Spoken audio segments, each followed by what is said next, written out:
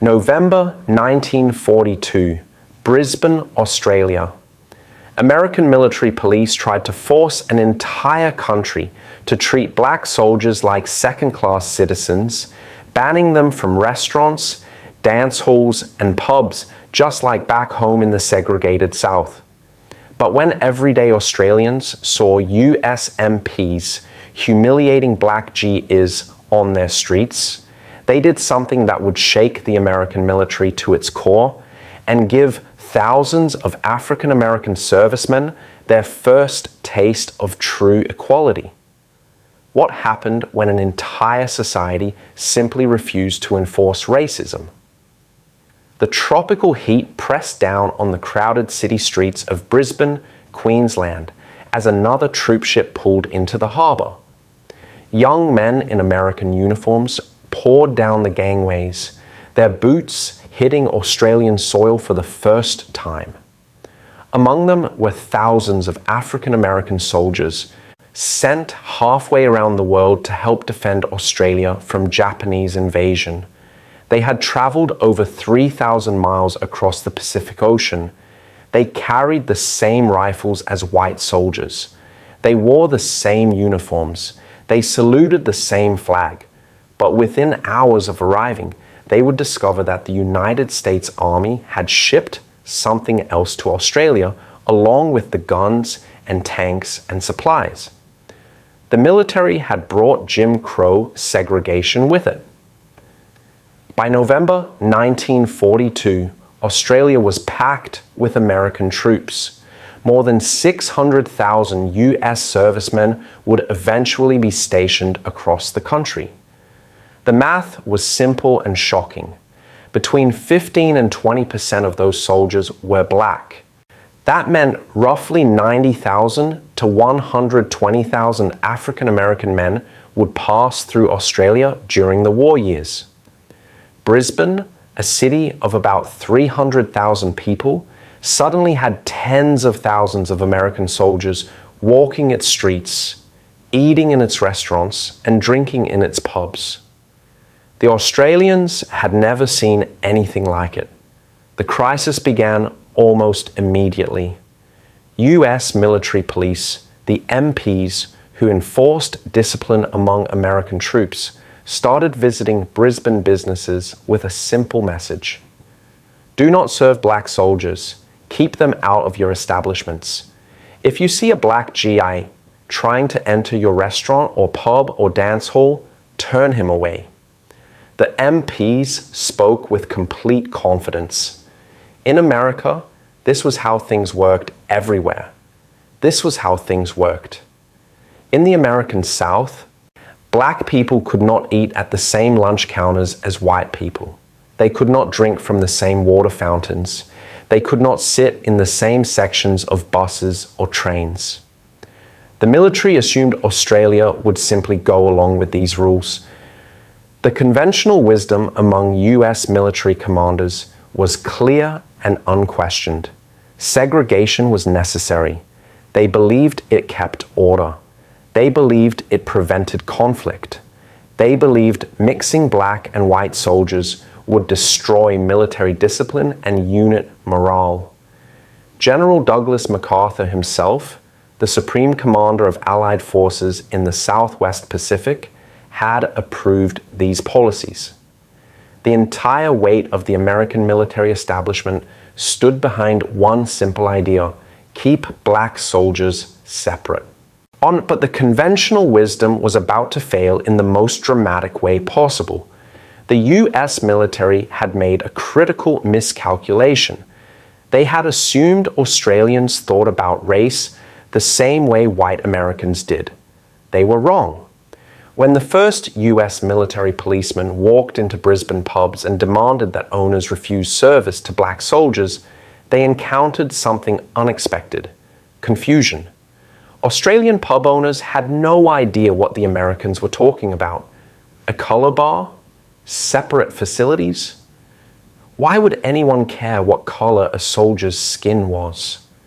The Australians asked simple questions that the MPs struggled to answer. If these men are good enough to fight and die for our country, Why aren't they good enough to have a beer in our pub? The MPs had no good answer. They simply insisted this was how things had to be done. The Brisbane pub owners were not politicians or activists or social reformers. They were ordinary working people trying to run their businesses. They had lived their entire lives in a country that had plenty of its own problems, but had never developed the kind of systematic, legally enforced racial segregation that ruled the American South. Aboriginal Australians faced terrible discrimination in Australia, but the specific system of Jim Crow laws, with its separate water fountains and separate entrances and separate everything, did not exist there. When these ordinary Australians saw US MPs stopping black soldiers at the doors of their establishments, something stirred inside them. It looked wrong, it felt wrong, it was wrong. The resistance started small. A pub owner in Brisbane refused when an MP demanded he turn away black customers. A dance hall manager told American authorities she would not check the skin color of servicemen at her door. A restaurant owner kept serving whoever came through his door, regardless of what the US military wanted. These were not grand gestures or organized protests. These were individual people making individual choices based on what they thought was right. But the US military did not give up. The MPs increased their pressure. They started posting American soldiers outside certain establishments to enforce the color bar themselves. They declared some venues off limits to all American personnel if the owners would not cooperate with segregation. They threatened, they intimidated, they used every tool they had to force Brisbane to accept American racial rules. The established experts, the generals and colonels and majors who ran the US military in the Pacific, dismissed the Australian complaints entirely. They had decades of experience. They knew how to run an army. They knew what was necessary for discipline. These Australians simply did not understand military matters. The experts were certain that with enough pressure, with enough official weight behind the policy, the Australians would eventually cooperate. Segregation had worked in America for generations. It would work in Australia too. But something unexpected was happening on the streets of Brisbane. The protagonist of this story was not a single person with an unexpected background. It was an entire population who had never really thought about racial segregation before, and who, upon seeing it in action, simply decided they wanted no part of it. Ordinary men and women, taxi drivers and shop owners and factory workers began asking a question that would change everything. Why should we treat American soldiers differently based on the color of their skin? The question had a simple answer. There was no good reason. And once ordinary Australians reached that conclusion, they began acting on it. The first real insight came not from military commanders or political leaders, but from regular people watching what happened on their streets. They saw black soldiers being turned away from places while white soldiers walked right in. They saw the humiliation on those men's faces. They saw the unfairness of it. And they recognized something the US military command had completely missed. Segregation only worked if everyone agreed to enforce it. If a society simply refused to participate, the whole system would collapse. The Australians, without any grand plan or organized movement, were about to prove that point in the most direct way possible. The solution came not from any government office or military headquarters, but from the people of Brisbane themselves. In late November 1942, something remarkable began appearing in the windows of pubs and restaurants across the city. Hand-painted signs, printed notices, simple statements that would shake the American military command. The signs said things like, "This establishment does not operate a color bar," and all American servicemen welcome here regardless of race. Within 2 weeks, dozens of Brisbane businesses had posted these signs. The message was crystal clear. In Australia, all soldiers would be treated equally. The most famous of these early acts of defiance happened at the People's Palace, a large dance hall in the centre of Brisbane. The building could hold hundreds of people. Every weekend, it filled with young Australians and American servicemen looking for music and dancing and a few hours of fun away from the war. In November 1942, US military police approached the management with their standard demand. Do not allow black soldiers inside. The manager refused. Not only did he refuse, he made it official. He posted a large sign at the entrance stating that the People's Palace welcomed all American servicemen regardless of color. When MPs threatened to put the entire venue off limits to American troops, the manager called their bluff. "Go ahead," he said. "We'll fill the hall with Australians and keep the doors open to any soldier who wants to come dance." The technical aspects of the Australian resistance were simple but effective. First, business owners made their positions public. The signs in the windows meant everyone knew which establishments refused to discriminate. Second, they operated on the principle that they were following Australian law and custom, not American military regulations.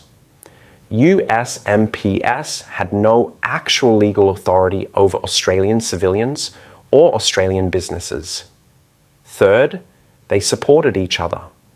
When one pub owner took a stand, others followed. The resistance spread through informal networks, through conversations between shopkeepers, through word of mouth among working people. The early tests came quickly. Black American soldiers, hearing about the welcoming establishments, began visiting them. They walked through doors they would never have been allowed through back home. They sat at tables next to white soldiers. They ordered drinks and food. They were served with the same respect as anyone else. For many of these men, it was the first time in their lives they had been treated as equals in a public space in a Western country. The exact results were visible on their faces. Joy, relief, a kind of freedom they had never experienced. US military police did not accept this quietly. They increased their patrols in Brisbane. They stationed MPs outside integrated establishments. They watched and took notes on which black soldiers went where. They tried to enforce restrictions, telling Black GIs that certain areas of the city were off limits to them. But here they ran into a hard reality. Australian civilians actively helped black soldiers evade these restrictions. Taxi drivers gave free rides. Shopkeepers provided directions to welcoming venues. Australian women openly chose to dance with black servicemen, ignoring the angry stares of American MPs. The pivotal supporters emerged from an unexpected place. Australian trade unions, particularly the Waterside Workers' Federation, the union representing dock workers, took a strong stand. These were tough men who loaded and unloaded the ships that kept Australia supplied during wartime. They were absolutely essential to the war effort. In early 1943, union leaders made a direct threat to US military command. If American MPs continued trying to enforce segregation in Australian public spaces, the dock workers would consider strike action. The unions framed it simply: Australian workers would not cooperate with racial discrimination on Australian soil. The US military needed those docks operating. The threat was real and it was powerful. Despite limited resources and no official power, ordinary Australians found ways to protect black soldiers from harassment. When MPs tried to arrest Black GIs for being in supposedly restricted areas, Australian witnesses would step forward and contradict the MP version of events. When MPs tried to intimidate black soldiers outside integrated venues, Australian men would walk over and stand beside the soldiers. The message was clear without words. You are not alone here. We will not let them treat you this way. The first real-world implementation happened in stages throughout late 1942 and early 1943. Individual businesses refusing to segregate became clusters of businesses.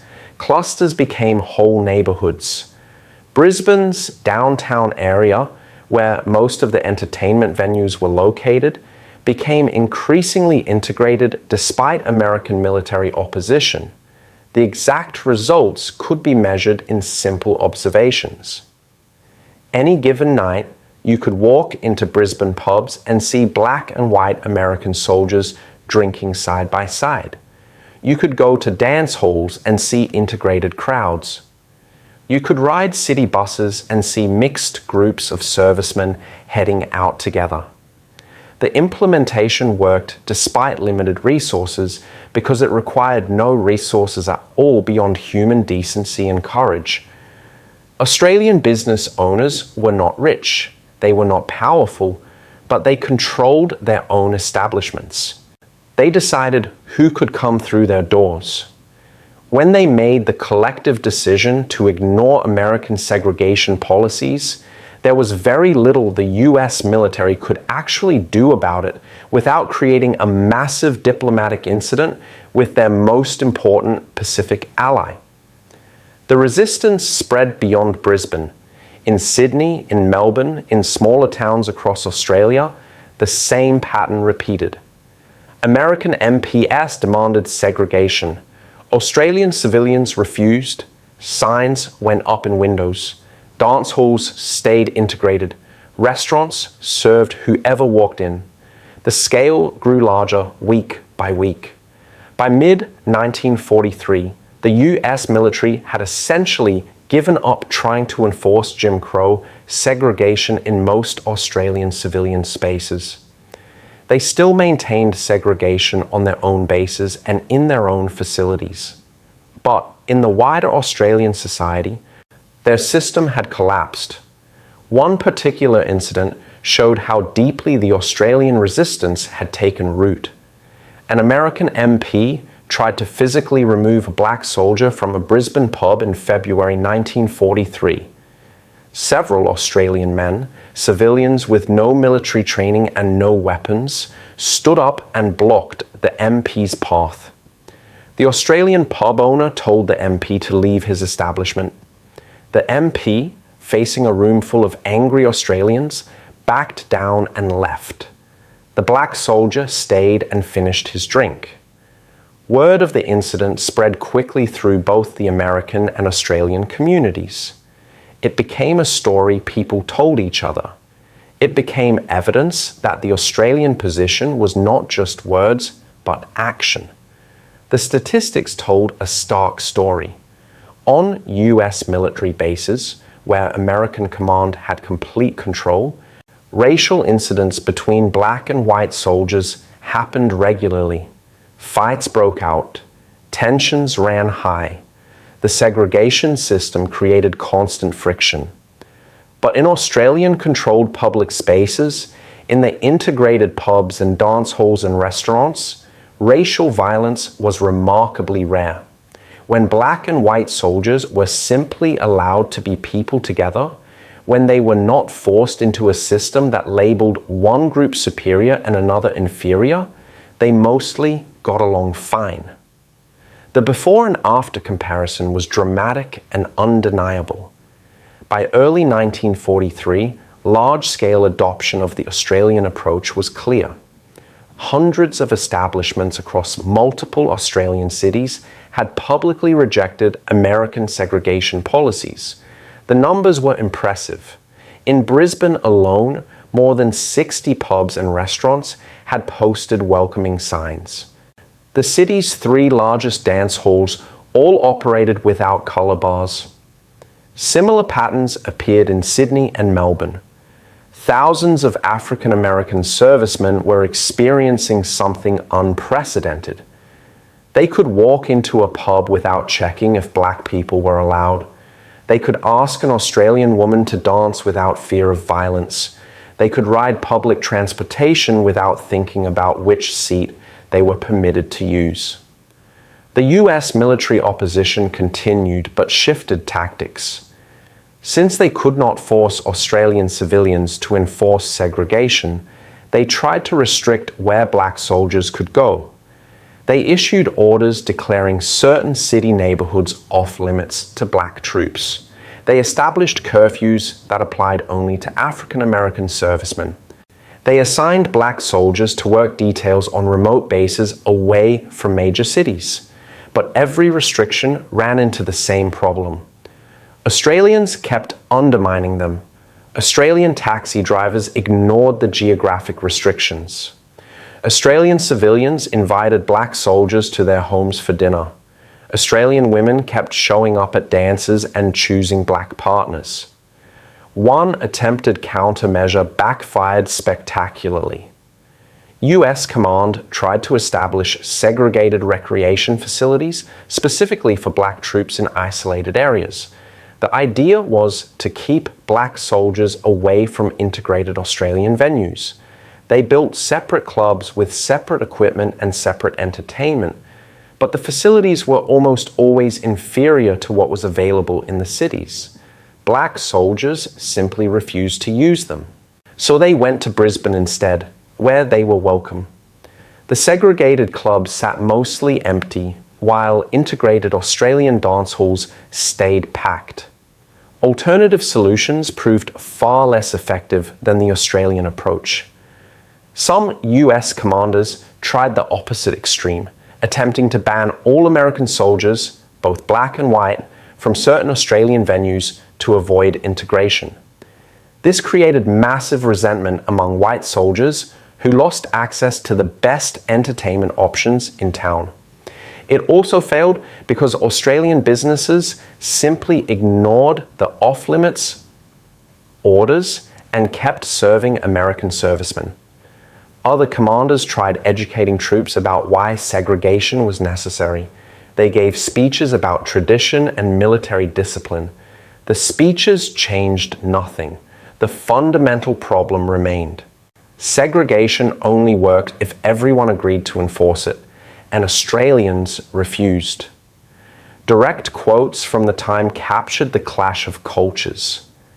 An Australian politician stated bluntly that Australia would not enforce colour bars that contradicted Australian values of a fair go for everyone. Australian Prime Minister John Curtin's government sent formal complaints to US Command about attempts to impose segregation on Australian soil. American MPs complained in their reports that Australian civilians actively interfered with their attempts to maintain discipline. They described Australian men stepping between MPs and black soldiers. They described Australian women refusing to cooperate with segregation at dances. The frustration in these official reports was obvious. The Americans could not understand why Australians would not simply follow orders. One vivid scene repeated itself across Brisbane night after night. The sound of American jazz music poured out of dance halls into the warm evening air. Inside, hundreds of people moved across wooden floors.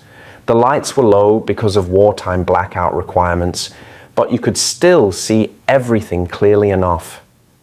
Black American soldiers danced with Australian women in their best dresses. White American soldiers danced right next to them. Australian men and women mixed with Americans of both races. The music was loud and bright and full of energy. Trumpets and saxophones and drums created rhythms that made people forget about the war for a few hours. Outside these dance halls, American military police often gathered. They watched through windows. They took notes. They tried to look intimidating. Sometimes they would stop black soldiers on their way in or out, checking identification and asking questions designed to harass and delay. But Australian men often walked outside to watch the MPs. They did not say much. They just stood there, making it clear they were paying attention, making it clear they would intervene if things got out of hand. The physical conditions of these confrontations created tension you could feel in the air. The tropical heat, the darkness broken by scattered street lights, the sounds of music and laughter from inside mixing with the silence of the watchers outside. The unexpected consequence of the Australian experience went far beyond the immediate situation. Many African American soldiers had grown up in the segregated South. They had lived their entire lives being told they were inferior. They had been forced to step off sidewalks when white people approached. They had been barred from restaurants and schools and neighborhoods. They had accepted that this was just the reality of life in America. Then they arrived in Australia and discovered something that changed them forever. It did not have to be that way. One black soldier wrote home to his family describing his first week in Brisbane. He described walking into a pub and ordering a drink without being turned away. He described sitting at the same table as white soldiers and having normal conversations. He described Australian people treating him like a regular human being. He wrote that for the first time in his life, he understood what freedom actually felt like. Thousands of African American servicemen had similar experiences. They lived for months or years in a place where the color of their skin simply did not determine where they could go or what they could do. The scale of this social experiment was massive. Estimated numbers suggested at least 60,000 African American troops spent significant time in Australia during the war years. Most of them experienced integrated public spaces for the first time in their lives. They saw that segregation was not natural or inevitable, but a choice that societies made. They saw that when people refused to make that choice, when people simply treated everyone equally, society did not fall apart. Things worked fine. The sounds of those years echoed with meaning. The jazz music in integrated dance halls, the conversations between black soldiers and Australian civilians who genuinely wanted to know about their lives and experiences, the laughter of people enjoying themselves without the weight of segregation pressing down on every interaction, the angry voices of American MPs trying to enforce rules that fewer and fewer people were willing to follow, the quiet moments when a black soldier realized he could simply walk anywhere he wanted without fear. The full scale of Australian resistance became clear through small details that added up to something enormous. Every sign in a window welcoming all soldiers. Every taxi driver who gave a Black GI a free ride to avoid segregated bus restrictions. Every Australian family who invited black soldiers to Sunday dinner. Every dance hall manager who refused to check skin color at the door. Every pub owner who told American MPs to leave his establishment. Every Australian worker who threatened strikes to protect integrated public spaces. Every moment when an ordinary person made a choice to treat other human beings with basic dignity and respect. After the crisis years of 1942 and 1943, the Australian example continued to evolve and spread its influence in ways that nobody initially predicted. The black soldiers who had experienced equality in Australia eventually rotated back to the United States. They came home to a country that still enforced strict segregation, but something had changed inside these men. They had seen another way. They had lived it. They knew from personal experience that segregation was not necessary or natural. It was a choice, and societies could make different choices. These veterans carried that knowledge with them into the post-war years. Throughout the late 1940s and into the 1950s, many African American veterans of the Pacific Theater became active in the growing civil rights movement. They spoke at meetings and wrote letters and told their stories. They described Australia to people who had never left the United States. They explained what it felt like to be treated as an equal. They made arguments that segregation defenders could not easily dismiss. These were not theories or ideals. These were concrete experiences, real places where integration worked, real societies that had rejected segregation and prospered. The Australian experience became a powerful tool in the hands of people fighting for civil rights at home. The approach that everyday Australians had taken, simply refusing to participate in segregation, began transforming into something larger. Civil rights activists in America studied what had happened in Australia. They recognized the power of ordinary people making individual choices that added up to collective resistance. The lunch counter sit-ins of the 1960s, where black students sat at segregated lunch counters and refused to leave, echoed the Australian pub owners who refused to turn black soldiers away. The Freedom Riders who integrated interstate buses used similar tactics of peaceful but firm refusal to cooperate with unjust rules. The Australian example had shown that segregation was fragile. It required constant active enforcement. When enough people stopped enforcing it, the system collapsed. Inside the American military itself, the Australian experience contributed to important changes. Military leaders could not ignore the data from Australia. Integrated units in Australian public spaces had caused fewer problems than segregated units on American bases. The efficiency arguments for segregation started to weaken. In 1948, President Harry Truman signed Executive Order 9981, officially desegregating the United States military. The order did not mention Australia specifically, but the Australian experience was part of the evidence that integration could work.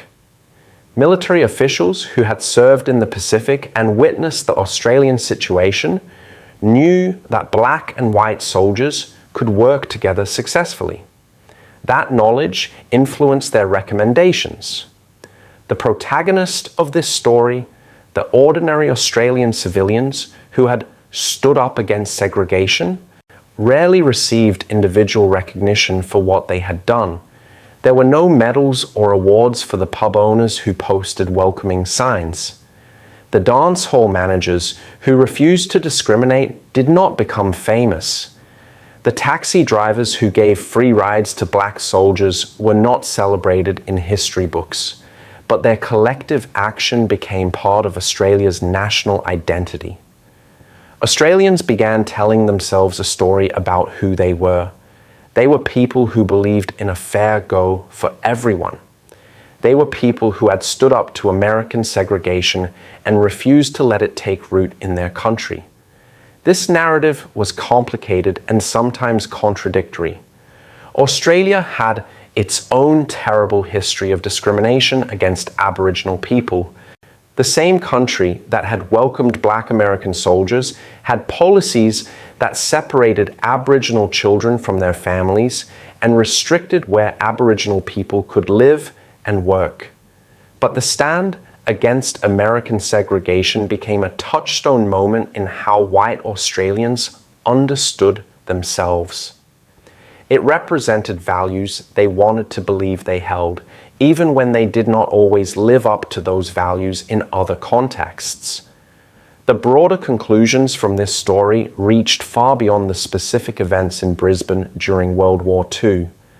The Australian experience proved several important truths about how systems of injustice actually work. First, segregation and discrimination require constant active cooperation from ordinary people to function. Laws and military orders mean nothing if regular citizens refuse to enforce them. Second, individual choices by regular people can create massive changes when enough individuals make similar choices at the same time. The pub owners and taxi drivers and dance hall managers of Brisbane had no official power, but their collective decisions dismantled an entire system. Third, powerful institutions can be forced to change when they run into determined grassroots resistance, especially when that resistance comes from people the institutions need and cannot simply dismiss. The story also revealed something crucial about human nature and social change. People are not naturally racist or naturally tolerant. Societies create systems that push people toward certain behaviors. American society in the 1940s had created elaborate legal and social systems that enforced racial segregation and taught people it was normal and necessary. Australian society had not created those specific systems. When Australians encountered American-style segregation, many of them recognized it as wrong because they had not been raised in a culture that normalized it. This suggests that prejudice and discrimination are learned behaviors that can be unlearned. Systems can be changed. Different choices can be made. The present-day relevance of this story remains powerful.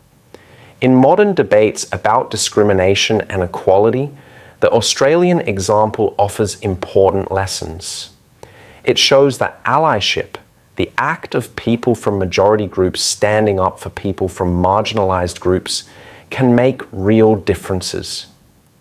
The Australian civilians who protected black soldiers were acting as allies. They used whatever power and influence they had to resist injustice. They did not wait for their government to tell them what to do. They did not wait for perfect conditions or guaranteed success. They simply saw something wrong and refused to participate in it. The story also speaks to current discussions about systemic change versus individual action. The Australian resistance was entirely grassroots. It came from individual people making individual moral choices. But those individual choices created systemic change by undermining the segregation system's ability to function. This suggests that systemic change and individual action are not opposing strategies, but complementary ones. Large systems are made up of millions of individual choices and actions. When enough individuals change their choices, the system changes. For modern movements fighting various forms of discrimination and injustice, the Brisbane example offers both hope and a practical model. It shows that ordinary people without wealth or political power can challenge and defeat unjust systems through organized refusal to cooperate. It shows that you do not need to convince everyone or even most people to create change. You need enough people making different choices in enough places to make the old system unworkable. It shows that cultural resistance, the simple act of treating people with dignity and refusing to treat them badly, can be incredibly powerful. The philosophical reflection at the heart of this story comes down to a simple but profound truth. Injustice is not inevitable. Systems that seem permanent and unchangeable are actually fragile. They depend on constant maintenance and cooperation. When people stop cooperating, when ordinary individuals decide they will not participate in treating other humans as inferior, those systems can collapse remarkably quickly. The pub owners of Brisbane in 1942 were not heroes in any traditional sense. They did not perform great acts of courage or sacrifice. They simply refused to be cruel. They refused to turn fellow human beings away from their establishments based on skin color. That refusal, multiplied across hundreds of people and dozens of businesses, broke the back of segregation in their city. The story teaches us that we are not powerless in the face of injustice. We all make choices every day about how we treat other people. We all decide whether to cooperate with unjust systems or resist them in whatever ways are available to us. The Australians who welcomed black soldiers were making those choices in 1942. We face similar choices today in different contexts. The fundamental question remains the same. Will we participate in systems that dehumanize and discriminate, or will we refuse? The Brisbane pub owners chose refusal, and their choice changed lives. It changed how thousands of men understood themselves and their place in the world. It contributed to movements that eventually changed laws and societies. All because ordinary people decided to do something very simple: treat everyone with basic human decency. The world changed because people refused to do otherwise. That is the lesson. That is the legacy. That is what this moment in history teaches us about human nature, about justice, and about the power each of us holds to make different choices.